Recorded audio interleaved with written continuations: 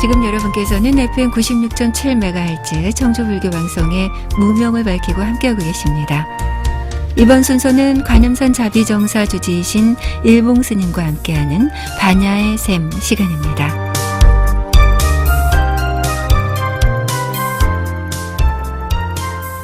예, 안녕하세요. 관음산 자비정사 석일봉입니다. 마음이 밝으면 어두운 방 안에도 푸른 하늘이 있고, 마음이 어두우면 환한 대낮에도 어둡고 답답함이 아주 가득할 것이에요. 우리는 보편적으로 산 중에서 보물을 찾고 절에서 보물을 찾고 이렇게 하지만 냉정히 살펴보면 우리가 각자 자신의 어떤 근면 성실한 생각과 행동에서 보물을 찾아야 한다는 생각이지요. 정녕 여러분들의 어떤 생각과 행동이 부지런하다 하면 그 속에는 엄청난 보물이 샘솟아 나올 것이라는 생각이에요. 우리 불자님들 흔히 불상을 부처로 보지 말고 또한 사찰을 부처로 보지 말고 스님들을 또한 부처로 보지 말고 자신의 마음을 부처로 보아야 할 것이에요.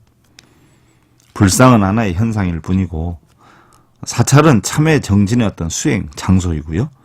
스님들은 수행자일 뿐이지 아무것도 여러분들을 대신해 주는 것은 없는 것이에요. 우리 불자님들 오로지 자신의 마음을 잘 다스려서 자신의 인생을 잘 만들어 가야 할 것이에요. 결국 우리는 자신의 마음과 행동이 모든 것을 해결해 주는 것이죠. 그리고 알고 보면 바로 자신의 마음 속에 원수도 있고 은인도 있고 또한 기쁨도 있고 슬픔도 있고 좋고 나쁨의 모든 것이 존재하고 있는 것이에요. 우리 불자님들 항상 밝은 마음으로 기쁨을 만드시기를 기원을 드리면서요. 오늘 시간을 열어봅니다. 오늘도 부처님의 진리로 행복을 심어주는 청주 BBS 불교방송 무명을 밝히고의 경전교리 제113회차 반야의 샘 시간을 통해서 여러분들께 인사를 드립니다. 관음산 자비정사 석일봉입니다. 지난 시간에는 대승보살 48경계 가운데요 37번째까지 우리가 살펴보았고 오늘은 다음에 이어서 38번째 높고 낮은 차례를 어기지 말아라 하는 데 대해서 알아보도록 하겠습니다. 우리 불자의 자리는 수계의 연한을 중심으로 해서 짜여지는데 혹 나중에 나이가 많거나 권세가 센 사람이 왔다고 해서 그 순서를 차례나 순서를 바꿔서는 안 된다는 이야기예요. 우리 불자들이나 어떤 대중 스님들의 어떤 역량을 보면은요, 우리 불교는 사회에서는 나이가 연장자 또 뭐 어떤 학벌, 어떤 지위 이런 어떤 계급, 고하가 높고 낮음이 정해지는데요. 우리 불교에서는 누가 먼저 출가를 했느냐 이걸 출납이라 그러죠. 출납. 그래서 나이가 많은 분도 계시고 적은 분도 계시지만 일단 출가를 누가 먼저 했냐. 출가를 먼저 한 순서가 어른이 되기도 하지요.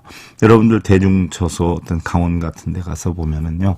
뭐 한 40세 이상 정도 되는 분들도 있고 뭐 한 20세 뭐 18, 20, 22살 이렇게 되는 사람도 있고 그런데 같이 도반이지요. 그러니까 나이가 많고 적은 사회 어떤 기준에 비해서 우리 불가에서는 출가를 언제 했느냐에 따라서 위아래가 정해지고요. 또 한편은 출가도 출가이지만은 득도를 언제 했느냐, 득도 수계를 언제 받았냐에 따라서 위아래가 정해지는데 그걸 우리가 법납이라고 그러죠. 법납. 그래서 우리 불교에서는 출납 또는 법납에 의해서 순서가 정해지는 것이에요. 선방에 가서 여러분들 대중 선방에 가서 보면은요 순서가 다 정해져 있잖아요. 여러분들 우리가 흔히 그 전에 방을 사용할 때 보면은요 한 방에 들어가면 어때요? 윗목, 아랫목 이렇게 정해진 게 있어요. 일반적으로 뭐 그 전에 나무를 떼가지고 아래 구들로인 데서 왜 따뜻한 곳, 그러한 곳을 우리는 이제 아랫목이다 이렇게 표현을 하고요. 따뜻하지 않은 저 찬 지역을 우리는 윗목이다 이렇게 이야기를 하는데요.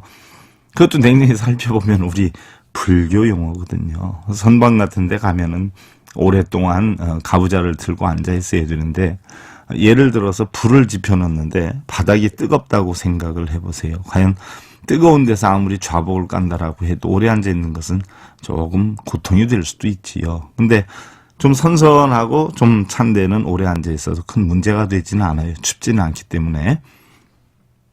그래서 뜨거운 데가 바로 우리 서열로, 스님들의 서열로 볼 때 제일 아랫사람이 앉는다 해서 거기를 아랫목이다 이렇게 표현을 해요. 여러분들 뜨뜻하니까 뜨뜻한 곳을 아랫목 이러는데, 사실 그 자리가 아랫사람이 앉는 자리라는 이야기거든요. 그 다음에 이제 위에 좀 선선한데 이런 데를 우리가 윗목이다라고 하는데, 그 자리가 바로 위에 분들이 앉는 자리예요. 그래서 아랫사람이 앉는 자리라고 해서 아랫목, 또 윗사람이 앉는다라고 해서 윗목 이렇게 편성을 하지요. 또한 대중방에 들어가 보면은요, 음식을 나누어주는 순서나 모든 어떤 수행의 어떤 절차가 사실은 출납 또는 범납 순서로 형성되는 경우가 대부분이에요. 우리 불자님들 이제 절에 다니시면서 보면은요, 어떤 경우에는 늦게 절에 오신 분들이 절에다가 불사를 많이 하고, 또 스님들하고 좀 가까워지고 자주 찾아와서 그런다라고 해서 자기들 마음대로 움직이려고 하는 그런 성향의 사람들이 있어요. 그러나 우리 불자다라고 하면 부처님의 법을 따르는 그런 분들로 형성이 되어 있기 때문에 사실 공부를 하지 않으니까 어떤 그런 문제로 불협화음이 많이 생기는 것이거든요. 그래서 공부를 하다 보면 나이가 많건 적건 간에 오랫동안 그 절에 먼저 다니기 시작했다라고 하면은 그분이 어른인 것이고요. 또 늦게 왔다라고 하면 아무리 나이가 많아도 내가 아랫사람이다라는 그런 생각으로 움직인다라고 하면 우리 불가 대중의 어떤 샹카 화합을 하는데 큰 문제는 없을 것이다 하는 얘기예요. 대부분 어느 절에 가서든지 보면은요, 금방 자주 오고 또 절에 어떤 불사를 좀 많이 하고 그러면 세도가 굉장히 높아져 가지고 자기 뜻대로 하려고 하는 경우가 참 많고요. 또 오래됐다라고 하더라도 어떤 불사를 제대로 못하면 힘이 없이 뒤에 이렇게 물러나 있는 경우의 분들이 많은데, 사실 그건 아니거든요. 오래되신 분들이 경험도 있고요, 또 연륜도 있고 하니까 그 사찰에 대한 어떤 사정이나 내용을 잘 하니까 이끌어주는데 좀 앞을 서고, 힘이 되고 하시는 분들은 뒤를 따라가면서 저렇게 화합이 돼 간다면 우리 불교의 어떤 모든 불국토가 형성이 되긴 하지만 또 사찰도 온화함과 편안함으로 형성할 수 있는 좋은 어떤 계기가 될 것이다 하는 이야기예요.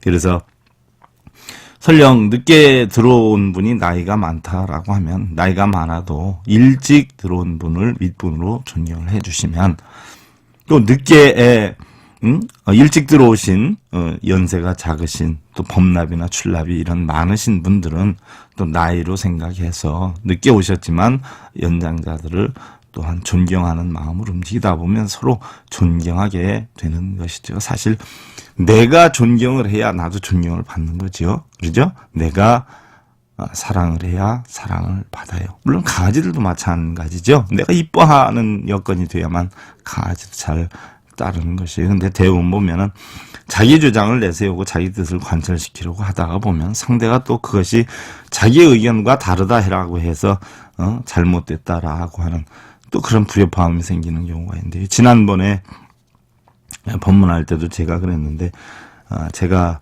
저희 절에서는 개를 키워요. 개를 키우는데 산이기 때문에 짐승들도 사실 염려가 돼서 해서 키우는데, 요즘 같은 경우는 이제 풀섭회를 다니니까 풀어놔서 키우니까 진드기 같은 것이 상당히 많이 달라붙지요.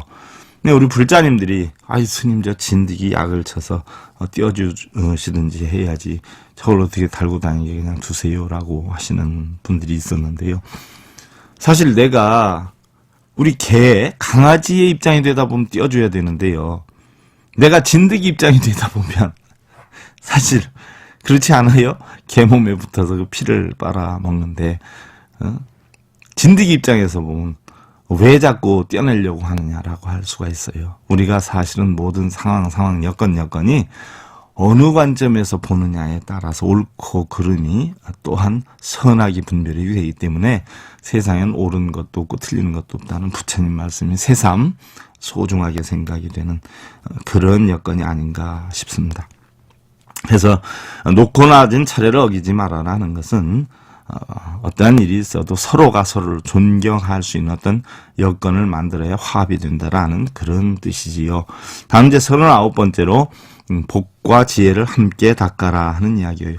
중생을 널리 교화를 해서 절과 탑을 세우게 하고 보살계의 경륜을 많이 독성을 하고 강설을 해서 복덕과 지혜를 갖추어서 닦게 하라라고 했어요.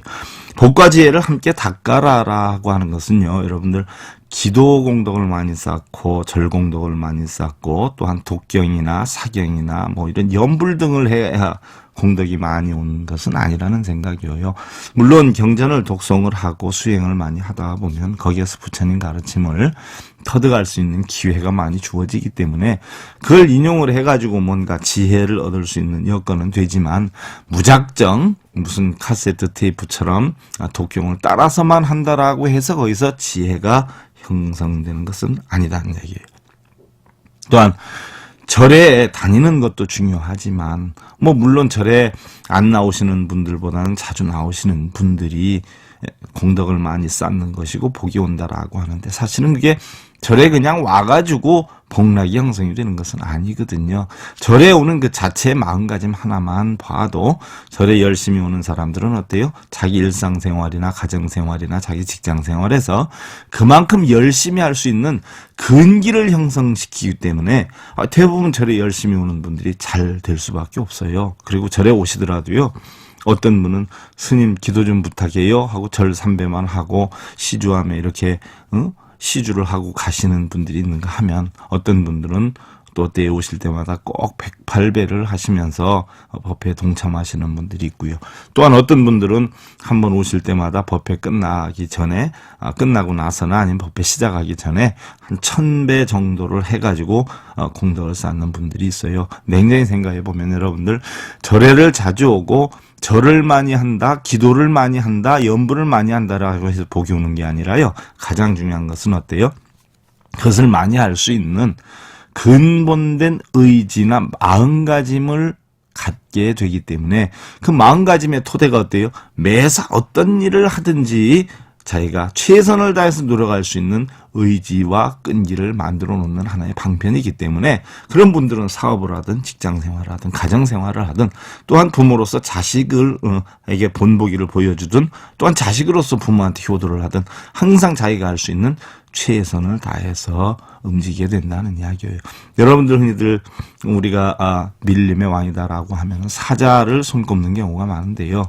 사자가 보편적으로 어떤 통계에 보면은 먹이를 구하는데 10번 나가가지고 뛰어야 그 중에 한 번 먹이를 구한다라고 했어요. 그러니까 먹이를 취득할 수 있는 확률이 냉정히 보면 10%뿐이 되지 않는다는 이야기예요. 또한 야구선수가 보편적으로 3할의 타율을 가지고 있다라고 하면은 뭐 10번에 나오면 3번에 어떤 안타를 친다라고 했을 때 우리가 3할의 어떤 타율이다라고 표현을 하는데요. 그분들이 그러면은 뭐 7번 쉬고 다음 3번 나와서 치고 또 7번 쉬고 3번 나와서 치는 건 아니지 않아요?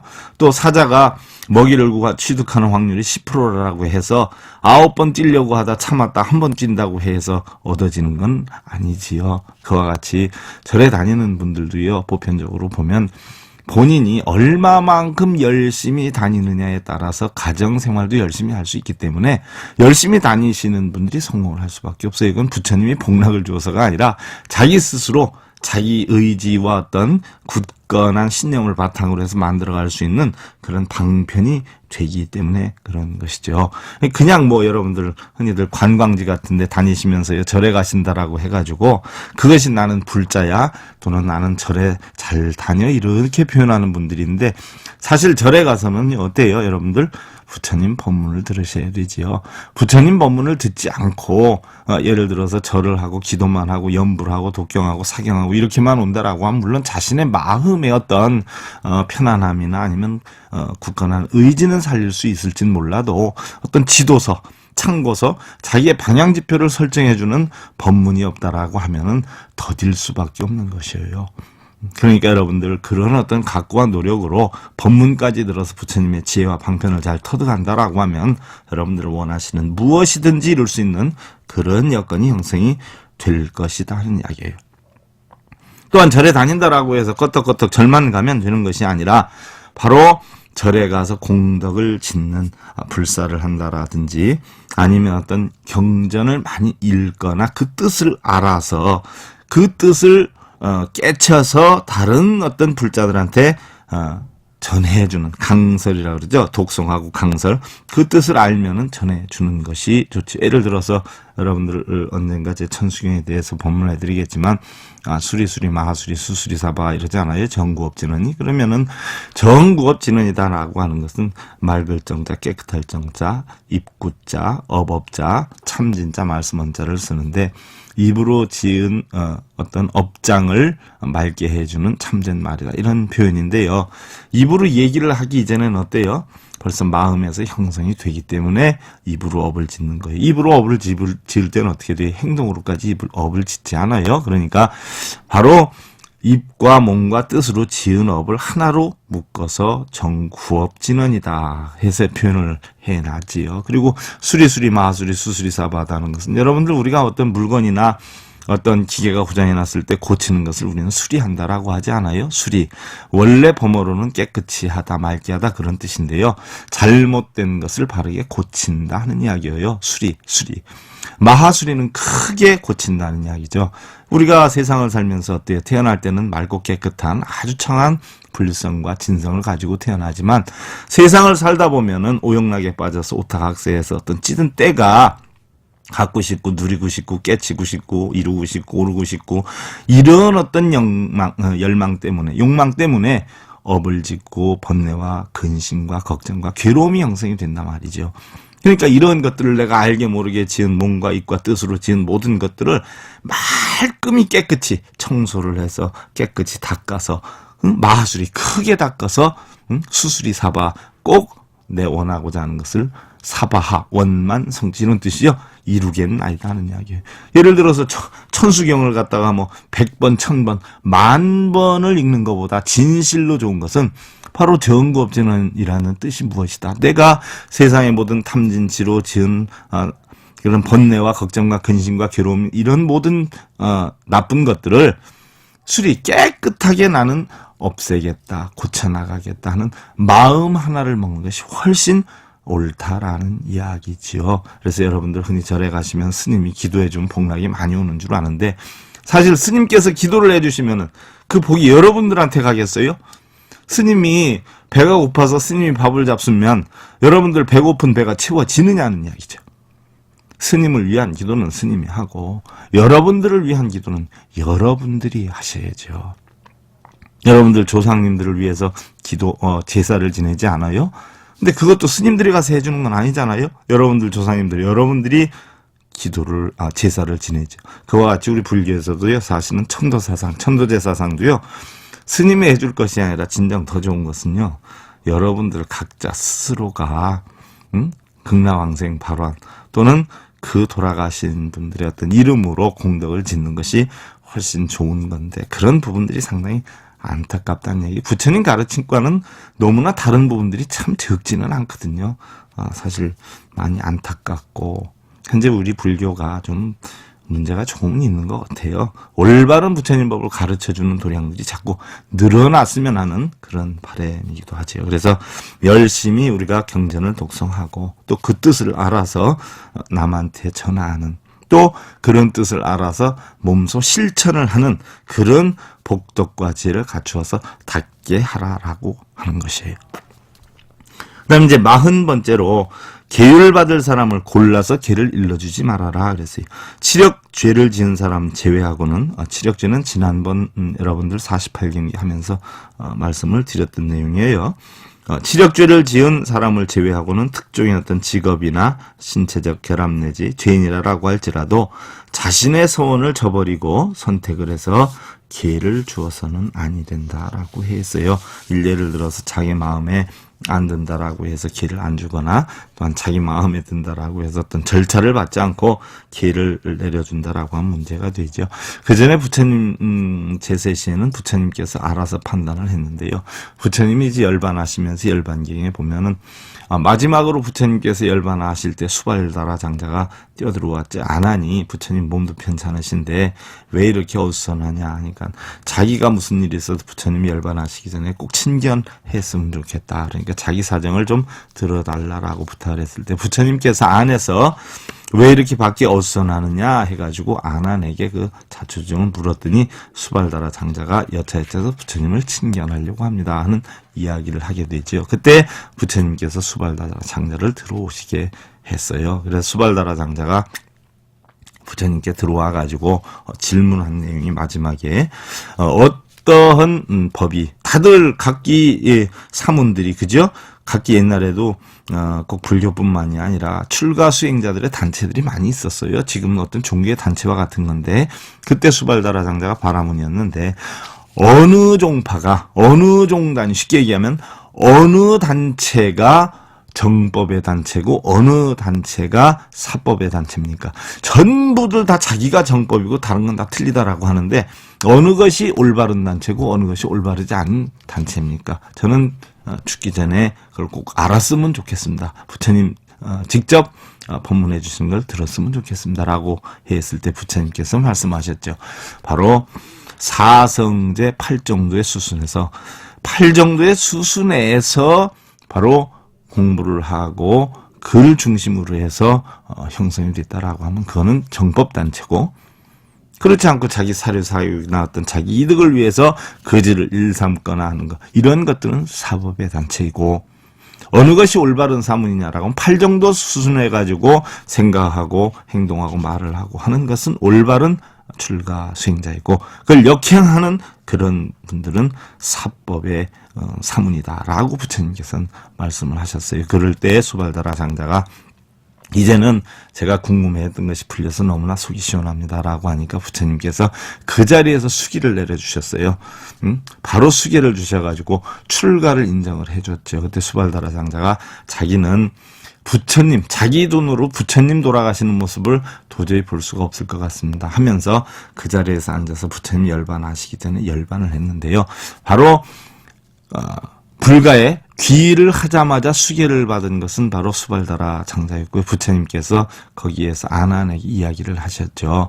다음에 내가 죽고 나면 이렇게 수계를 받고자 하는 사람이 많은데 어떠한 일이 있어도 3개월 쉽게 일을 하면은 100일 정도죠. 100일. 대략 100일 또는 우리가 안거기인 그 3개월이라고 표현하죠. 30일씩 3개월이니까 약 90일 정도의 어떤 그 사람의 동태나 어떤 역량을 살펴보고 그때 꼭 내려줘야 될 것 같으면 앞으로는 90일이 지나서 아무리 빨라도 90일이 지나서 수계를 내려주도록 하라 하는 법문을 하셨어요. 그래서 계를 사실 아무리 빨리 받으려고 한다라고 해도 3개월은 지나야 되고요. 대략 3개월. 행자생활 하시는 분들이 행동할 행자에다 자비자자를 써요. 그래서 행자다라고 하면은 뭐 여러분들 흔히 알기 심부름하고 뭐 몸쪽 노릇하고 이런 것을 행자인 줄 아는데 그건 아니에요. 식심이라 번뇌를 바로 편안하게 쉬고 자비를 행하는 사람을 우리는 행자라고 하는데 바로 그런 과정을 거쳐서 수계를 받게 되는 것이죠. 그 다음에 이제 41번째로 이익을 위해서 스승이 되지 말아라라고 했어요.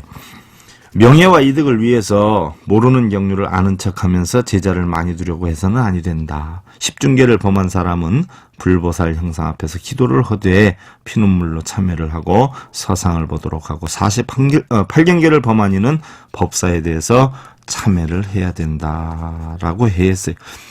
이익을 위해서 스승이 되지 말아라. 제가 지난번에도 말씀을 드렸지만 대략 제자를 두려면은요 20년은 지나야죠. 우리가 교수, 교사, 장로아란 이런 과정을 거쳐가지고 그때나 이제 몸과 마음과 어떤 글을 가르칠 수 있는 여건이 되는데 요즘 보면은 뭐 조금 답답하고 안타까운 일들이 많아요. 또한 모르는 것을 자기 어떤 명예나 권력, 이득을 위해서 아는 척하고 해가지고서는 문제를 일으키는 그런 어떤 전법자들도 사실 굉장히 적지는 않다는 이야기예요. 냉정히 보면 그것도 다 십중계에 해당이 되는 것일 수 있는데 다시 한번 우리 전법자들이나 우리 불자님들이요 바른 부처님법을 배워서 수행하는 어떤 근본을 버리지 않으셨으면 하는 바람이고요.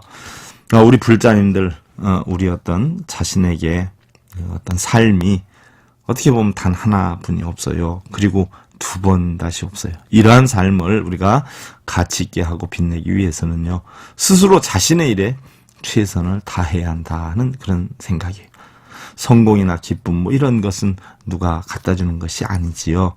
또한 심산유곡에 홀로 핀 백합이나 뭐 이런 그런 것도 아니에요. 그렇다고 해서 하늘에서 떨어진 어떤 비와 눈 같은 것도 아니지요. 그것은 모두 우리 자신 안에 핀 노력의 결실이고 땀을 흘리고 씨를 뿌리는 자만이 바로 그 열매를 거둘 수 있는 것이고요.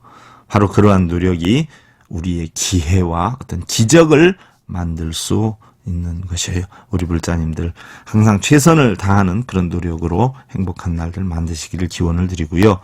혹여 궁금하신 점이나 좋은 의견이 있으시면 청주 BBS 불교방송국이나 다음 카페 서길봉의 불교세계에 남겨주시면은요. 본승이 집필한 30여 권 도서 가운데 한 권을 선택을 해서 여러분들께 선물로 보내드리겠습니다. 그동안 관음산 자비정사 서길봉이었습니다. 감사합니다. 여러분들 성불하십시오.